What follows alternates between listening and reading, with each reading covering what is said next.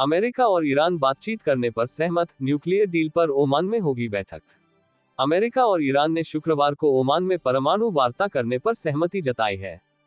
इससे पहले अमेरिकी राष्ट्रपति डोनाल्ड ट्रंप ने ईरान के सर्वोच्च नेता आयतुल्लाह अली खामेनेई को कड़ी चेतावनी दी थी। ईरान के विदेश मंत्री अब्बास अरागची ने बताया कि यह बैठक मस्कट में शुक्रवार सुबह 10 बजे शुरू होगी।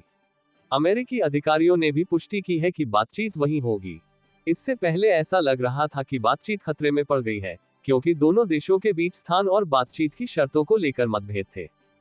ट्रंप ने क्षेत्र में अमेरिकी सैन्य बल बढ़ा दिए हैं और चेतावनी दी है कि अगर ईरान अपने परमाणु कार्यक्रम पर समझौता नहीं करता और प्रदर्शनकारियों की हत्या नहीं रोकता, तो अमेरिका सैन्य कार्रवाई कर सकता है।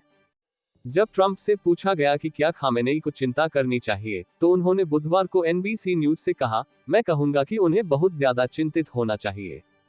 उन्होंने आगे कहा, जैसा कि आप जानते हैं, वे हमसे बातचीत कर रहे हैं। वहीं खामेनेई ने रविवार को चेतावनी दी थी कि अगर अमेरिका ने ईरान पर हमला किया, तो इससे पूरे क्षेत्र में युद्ध भड़क सकता है। बीबीसी के अमेरिकी साझेदार सीबीएस न्यूज से बात करते हुए एक अरब राजनयिक ने बताया कि ईरान और अमेरिका के बीच बातचीत कभी औपचारिक रूप से रद्द नहीं हुई थी, लेकिन बुधवार सुबह तक स्थिति अनिश्चित बनी हुई थी। 3 अमेरिकी अधिकारियों ने एक्सियोस की एक रिपोर्ट की भी पुष्टि की, जिसमें कहा गया कि कई अरब और मुस्लिम नेताओं के अनुरोध के बाद दोपहर में बातचीत फिर से पटरी पर आई। इन नेताओं ने ट्रंप प्रशासन से अपील की थी कि वह बातचीत छोड़ने की धमकी पर अमल न करे। एक्सियोस के मुताबिक अमेरिकी प्रशासन ने अपने सहयोगियों का सम्मान करते हुए इस अनुरोध को माना, लेकिन वह बातचीत की सफलता को लेकर काफी संदेह में है। इससे पहले अमेरिकी विदेश मंत्री मार्को रूबियो ने एक प्रेस कॉन्फ्रेंस में बताया कि विशेष दूत स्टीव विटकॉफ तुर्की में ईरानी अधिकारियों और अन्य क्षेत्रीय शक्तियों के प्रतिनिधियों से मिलने की तैयारी कर रहे थे, लेकिन तभी ईरान की भागीदारी को लेकर विरोधाभासी सूचनाएं मिली। रूबियो ने यह भी जोर देकर कहा कि अगर बातचीत को किसी ठोस नतीजे तक पहुंचना है, तो उसे केवल ईरान के परमाणु कार्यक्रम तक सीमित नहीं रखा जा सकता, जैसा कि ईरान चाहता है। उन्होंने कहा, इन बातचीत में कई मुद्दे शामिल होने चाहिए। इनमें ईरान की बैलिस्टिक मिसाइलों की रेंज, पूरे क्षेत्र में चरमपंथी संगठनों को समर्थन, उसका परमाणु कार्यक्रम और अपने ही लोगों के साथ किया जा रहा व्यवहार शामिल है। ईरान के विदेश मंत्री ने क्या कहा? रविवार को सीएनएन को दिए एक इंटरव्यू में अरागची से पूछा गया कि क्या ईरान अमेरिकी मांगों पर चर्चा के लिए तैयार है। इन मांगों में बैलिस्टिक मिसाइल कार्यक्रम पर रोक, ईरान समर्थित मिलिशिया को समर्थन बंद करना और संवर्धित यूरेनियम का उत्पादन खत्म करना शामिल है। अरागची ने जवाब दिया, राष्ट्रपति ट्रंप ने कहा है कि कोई परमाणु हथियार नहीं और हम इससे पूरी तरह सहमत हैं।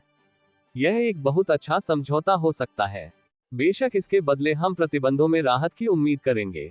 ऐसा समझौता संभव है। आइए असंभव बातों पर चर्चा न करें। ईरान लगातार कहता रहा है कि उसका परमाणु कार्यक्रम पूरी तरह शांतिपूर्ण है और वह परमाणु हथियार बनाने की कोशिश नहीं कर रहा। हालांकि ट्रंप ने एनबीसी इंटरव्यू में दावा किया कि पिछले साल जून में इसराइल और ईरान के बीच 12 दिनों के युद्ध से पहले ईरान 1 महीने के भीतर परमाणु हथियार बना सकता था। उसी दौरान ट्रंप ने ईरान के 3 प्रमुख परमाणु ठिकानों पर अमेरिकी हवाई और मिसाइल हमलों का आदेश दिया था। इस युद्ध के दौरान इस्राएली सेना ने भी ईरान के परमाणु ठिकानों, परमाणु वैज्ञानिकों, सैन्य कमांडरों और मिसाइल ठिकानों को निशाना बनाया था। ट्रंप ने कहा कि इन हमलों से ईरान की यूरेनियम संवर्धन क्षमता पूरी तरह नष्ट हो गई, लेकिन ईरानी अधिकारी देश के किसी दूसरे हिस्से में नया परमाणु ठिकाना बनाने के बारे में सोच रहे थे। उन्होंने कहा, हमें इसके बारे में पता चल गया। मैंने कहा, अगर आपने ऐसा किया तो हम आपके साथ बहुत बुरा करेंगे। ट्रंप ने ईरान के प्रदर्शनकारियों से यह भी कहा कि हम उनके साथ खड़े रहे हैं। ये टिप्पणी उन्होंने पिछले महीने सरकार विरोधी प्रदर्शनों पर ईरानी सुरक्षा बलों की सख्त कार्रवाई के बाद की। ये विरोध प्रदर्शन ईरानी मुद्रा के गिरने और महंगाई बढ़ने से शुरू हुए थे, लेकिन जल्दी ही राजनीतिक बदलाव की मांग में बदल गए। सरकार की ओर से 8 जनवरी से इंटरनेट बंद किए जाने के कारण हिंसा में हुई मौतों का पूरा आंकड़ा अब तक सामने नहीं आ सका है।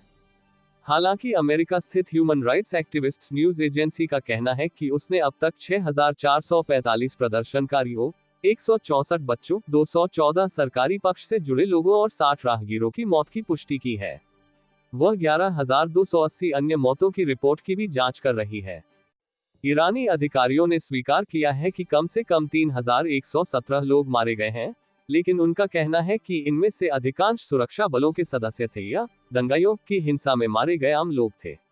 आयतुल्लाह खामेनेई ने इस पूरे आंदोलन को अमेरिका और इजराइल की रची गई राजद्रोही साजिश बताया है।